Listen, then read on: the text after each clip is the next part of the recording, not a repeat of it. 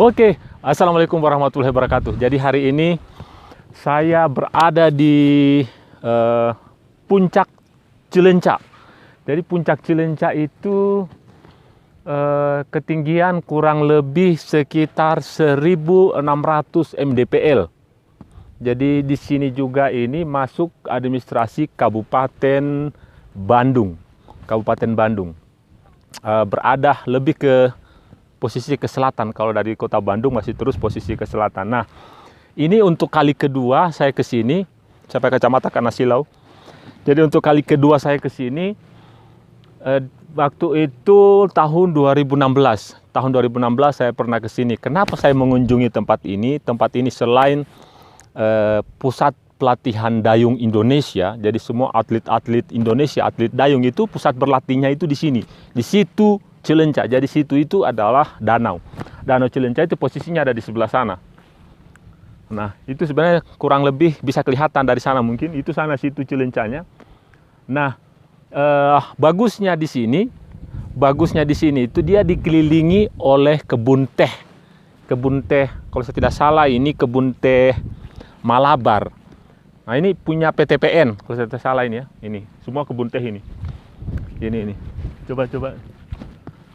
Nah, nih sampai di puncak ini semua ini semua. Ini kebun teh ini semua ini.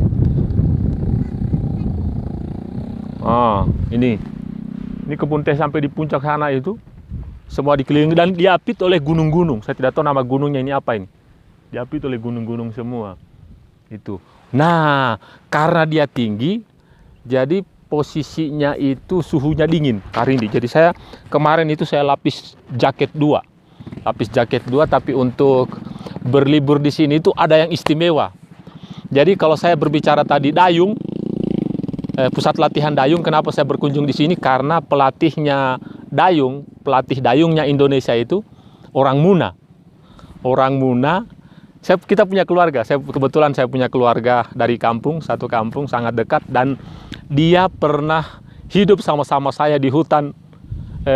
Jadi Tarsan. Kita sempat hidup sama-sama di hutan di Anggoe ya, menikmati kehidupan alam jadi Tarsan, dan akhirnya dia bisa sukses di sini melatih menghasilkan atlet-atlet berprestasi di Indonesia. Jadi kalau berbicara dayung pasti akan mengenal namanya M. Hadris. Nah, sebentar akan kita ngobrol banyak dengan dia. Bagaimana kisah perjalanannya sampai dia bisa menjadi seorang yang sukses di dunia olahraga. Karena dulu basicnya ini STM. Kalau kita berbicara karir pada saat pendidikan dulu, biasa saja. Saya biasa saja. Tidak ada yang luar biasa, tidak ada yang menonjol seperti saya dulu masih kelas 1, 2 sampai tamat SMA itu. Saya peringkat 1, 2, 3. Dia sebenarnya biasa saja. Bahkan terkenal dengan sedikit anarkisme kalau dia di hutan. Tapi dia sukses, lebih sukses ya, oke. Dan itulah kita bisa mengutip sebagian kisah-kisah inspiratif dari dia. Kan kita berbicara banyak dengan dia, nanti ngobrol-ngobrol santai untuk menelisik lebih jauh perjalanannya seperti apa sampai dia bisa menjadi seperti hari ini. Oke. Sebelum itu kita tengok-tengok dulu. Jadi di situ Cilencak ini, di puncak, sebenarnya puncak ini sekarang sudah berdiri villa-villa seperti sana itu. Itu ada villa-villa itu, ada resort itu. Di sana. Itu sudah banyak di sini nih. Nah, ini juga salah satu potensi wisata yang memang bisa dikembangkan. Dan untuk perkebunan sendiri, selain di sini kebun teh, juga saya lihat ada sawi, ada kol, ada kentang. Di sini banyak sekali. Oke, kita akan bertemu pada obrolan santai bersama M. Hadris. Bagaimana perjalanannya? Kita simak di diskusi santai sebentar nanti. Oke, sampai berjumpa pada next step pertemuan selanjutnya. Assalamualaikum warahmatullahi wabarakatuh.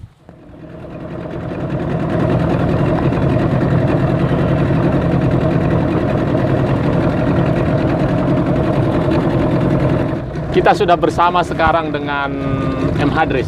Nah, M. Hadris ini kalau dilihat dari senyumnya orang Muna. Orang Muna juga. Umbe pada. Orang Muna, tapi dia sudah mulai terdegradasi dengan situasi Bandung.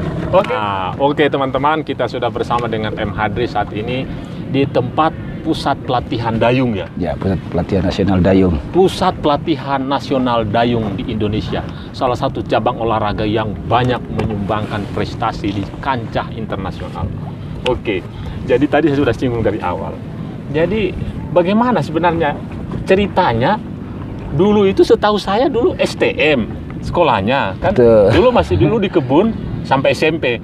Sampai masuk SMP terakhir. Masuk SMP terakhir di kebun di Anggoya ya. Dulu kemarin pernah saya post di kebun mana tempat kita besar kita tinggal. Nah ini sama-sama ini, sama-sama. Jadi yang paling saya tidak lupa dari sosoknya ini kalau saya panggil Hadris. Yang paling saya tidak lupa itu anarkisnya. Waktu itu wah, tapi itu masa kecil ya. Ketika waktu itu ada keinginan yang tidak dituruti, sempat mikul batu yang besar langsung buak dilempar ke rumah waktu itu. Tapi itu masa lalu. Saya pikir itu adalah bagian daripada proses kehidupan. Dan sekarang setelah tamat SMP lalu melanjutkan ke STM waktu itu. Iya, ke STM. STM itu jurusan apa sebenarnya? Jurusan elektronika. Nah, tidak nyambung. Jurusan elektronika.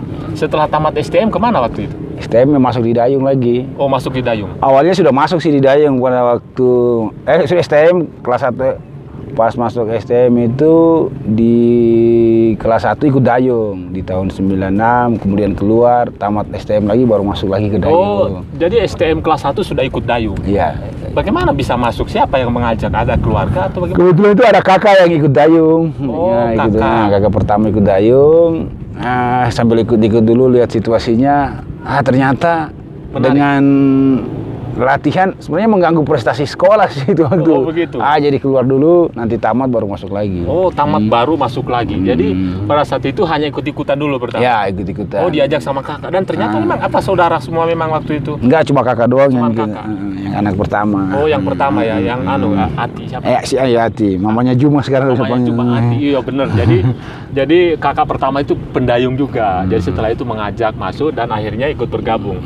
Dan bagaimana bisa sampai ikut perjalanannya itu? Sampai ikut melatih tim dayung nasional. Bagaimana ceritanya? Panjang sekali. Panjang sekali kalau ceritakan. Ceritakan satu malam cerita saya. Awalnya sih tahun 98 itu masuk di dayung. Ya, itu setelah tamat STM kan. Aktif terus ikut seleksi di daerah. Ya alhamdulillah ikut prapon dulu di Sumatera di tahun 99, kemudian ikut PON di Surabaya tahun 2000, dapat 1 emas di sana kemarin. Di tahun 2000 itu dapat emas, kemudian berlanjut terus, ikut 2 kali PON di 2004 di Sumatera di Palembang dapat 1 emas, 2 perunggu, 1 emas 2 perunggu. Atau di PON 2004 itu di Sumatera. Kemudian lanjut lagi di Kalimantan 2008 hanya dapat 1 perak. Nah, setelah di 2008 itu sebenarnya saya sudah jadi pelatih juga sih. Oh, di Sulawesi Tenggara. Di Sulawesi Tenggara, tapi di khususnya anak-anak pelajar di tahun 2005 itu sudah melatih. Oh, jadi, karena prestasinya di level nasional. Kebetulan kan yang di PPLP itu kan yang nanganin dari dulu masih di dinas P&K. Oh, dinas P&K. Ada kepala bidangnya kebetulan juga pengurus dayung ngajak masuk di jadi pelatih lah, karena ada beberapa pelatih yang melatih ke nasional. Nah, saya dipanggil, gimana mau melatih ya? Oke, kalau dipercayain ya boleh kita, tapi masih sekaligus atlet juga. Oh, pelatih sekaligus atlet waktu itu, pelatih nasional. Jadi pertama kali khususnya PPLP dulu masih pelajar. Oh, jadi belum di nasional sih itu masih pelajar. Masih pelajar. Ya, khususnya anak-anak pelajar. Pelajar yang ikut dilatih pada saat itu. Di sana dibilang PPLP itu Pusat Pendidikan Latihan Pelajar khusus dayung. Khusus dayung. Oke. Nah, pada saat itu bagaimana ceritanya sampai dari daerah melatih di daerah PPLP sampai ditarik ke nasional? Nah, itu awal mulanya ya. Jadi awal mulanya ketika saya melatih di PPLP 2005 itu ada beberapa kejuaraan kita ikutin. Ya, alhamdulillah dapat emas. Nah, jadi itu perjalanan karir awalnya sih di tahun 2005 itu jadi pelatih. 2005. Lahir anak pertama itu yang pertama Okan. Nah, saya diajak jadi pelatih di PPLP kan. Nah, PPLP itu kan ada beberapa kejuaraannya di 2006, 2007, 2008. sampai 2009. Alhamdulillah peningkatan prestasinya kelihatan itu waktu. Iya, terus. Ya, meningkat kan anak-anak didikan saya meningkat. Nah, pas terakhir itu di Kabupaten Muna. Oh, Muna. Ada kejuaraan PPLP sama kejuaraan junior.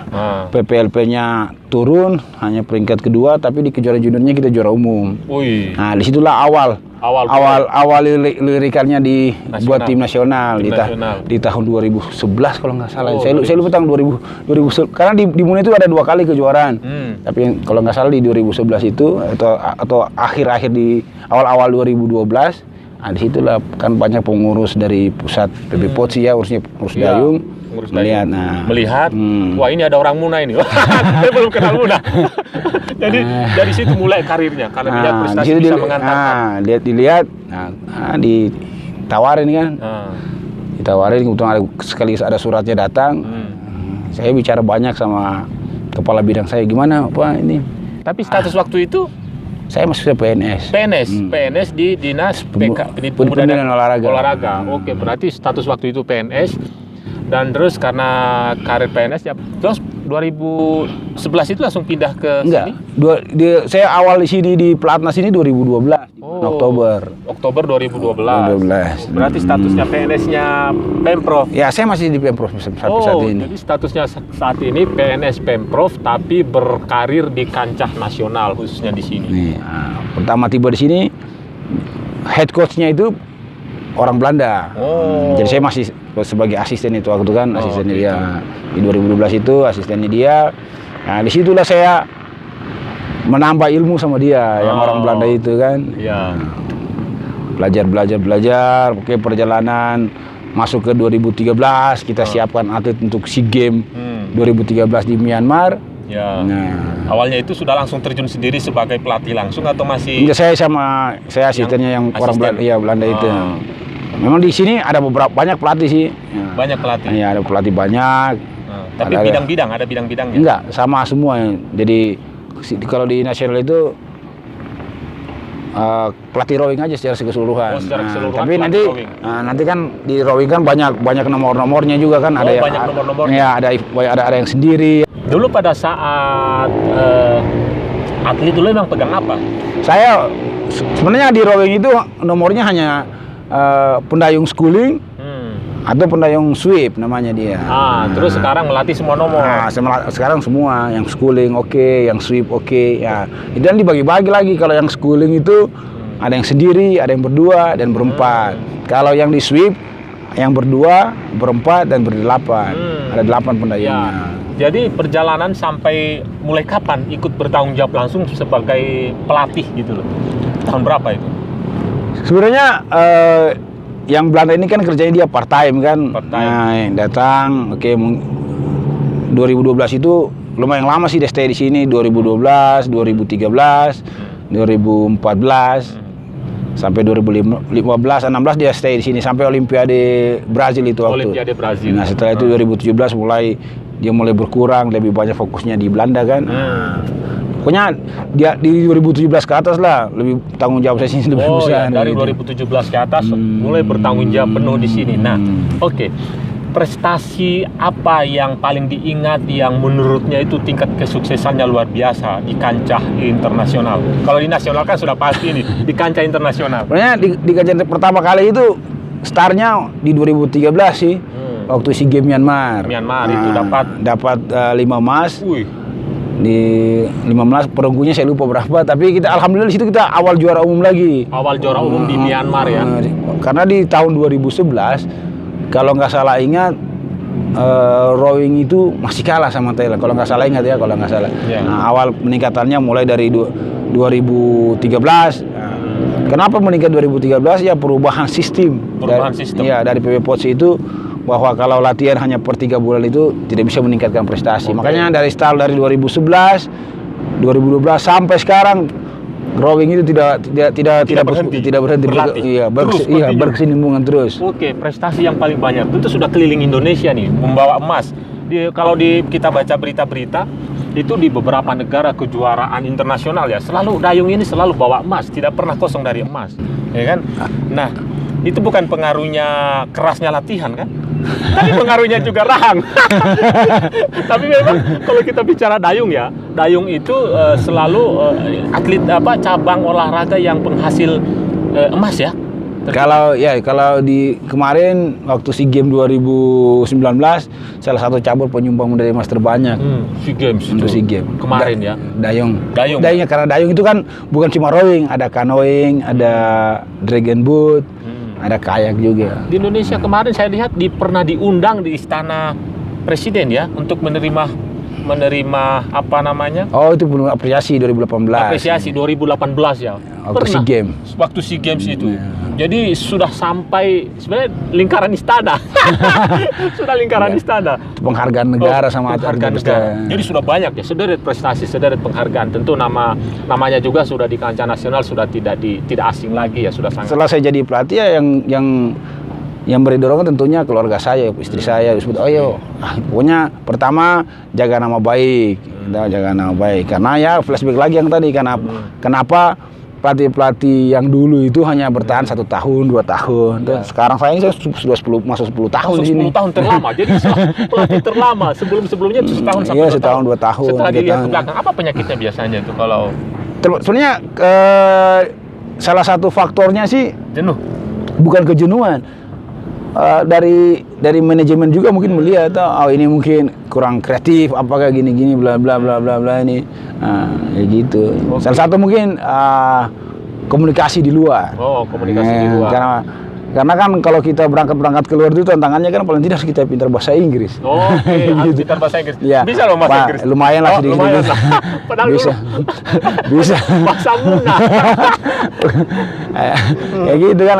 Biasanya kan ya hanya cuma dengar cerita banyak pelatih kan ketika mereka keluar ada masalah di luar, nelponnya ke PB, ke pengurus, ke manajemen. Aduh gimana gini. Kalau saya selama saya keluar nggak pernah saya nelpon. Pokoknya bagaimana cara saya bisa pecahkan sendiri. Dipecahkan sendiri. Iya, saya pecah. Kita pokoknya ada masalah gini, kita sama orang yang bahasa Inggris. Oke, kita belajar sama dia. Walaupun kita mungkin pertama kali saya terbata-bata bahasa Inggris ya oke, karena dia pokoknya keberanian lah, salah satu faktor berani bicara gini, sampaikan apa masalahnya ini bla bla bla bla bla. Ya alhamdulillah sampai sekarang 10 tahun. 10 tahun. Bertahan sampai sekarang. 10 tahun bertahan. 2 periode jadi presiden. 2 periode. 2 periode. Oke. Pernah nggak terlintas sudah bosan juga ini kita melatih prestasi terlalu banyak ini kan? Sebenarnya kan sudah, kalau saya perasaan sih sudah jenuh sebenarnya. Sudah jenuh. Tapi apa yang membuat bertahan? Saya punya target tersendiri. Sebenarnya di 2024 itu kan paling tidak kita hat-trick lah. Maksudnya hat-tricknya dalam ini timnas khususnya dayung bisa ikut Olimpiade berturut-turut sampai 3 kali. Karena awalnya itu sangat jauh rentangnya.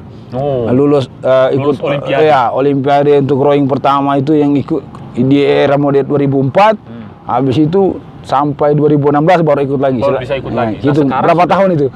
2004 ke 2016. Berapa tahun itu ya? 12 tahun. 12 tahun. 12 tahun baru bisa ikut.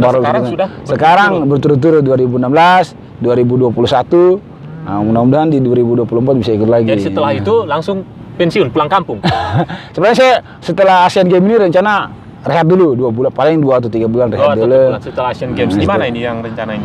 Ini SEA Games dulu di Vietnam bulan 5, kemudian Asian Games-nya di bulan September di Cina. Di Cina. Oke, setelah itu pulang kampung, rehat dulu. Tapi bukan pulang selamanya kan, enggak lah. Nanti kita lihat lah. Lihat. Karena di kampung itu kalau kita mau urus dayung itu di sana paling kita cari ikan tuh baru mendayung. Kalau di sini masih urus Indonesia. Jadi ya pahlawan lah ya karena ikut membanggakan Indonesia dari sisi cabang olahraga dayung. Nah, oke, apa kisah atau pesan inspirasi yang bisa dibagikan bahwa prestasi itu yang harus diraih itu harus trik-triknya seperti ini? Sebenarnya bicara prestasi itu tentunya usaha keras yang lebih. Kalau hanya bisa, orang mungkin bisa mendayung, tapi kalau tidak punya niat mendalam buat menjadi pendayung, sulit. Nah, harus punya niat paling dalam, karena olahraga ini sangat berat, sangat lelah. Melelahkan.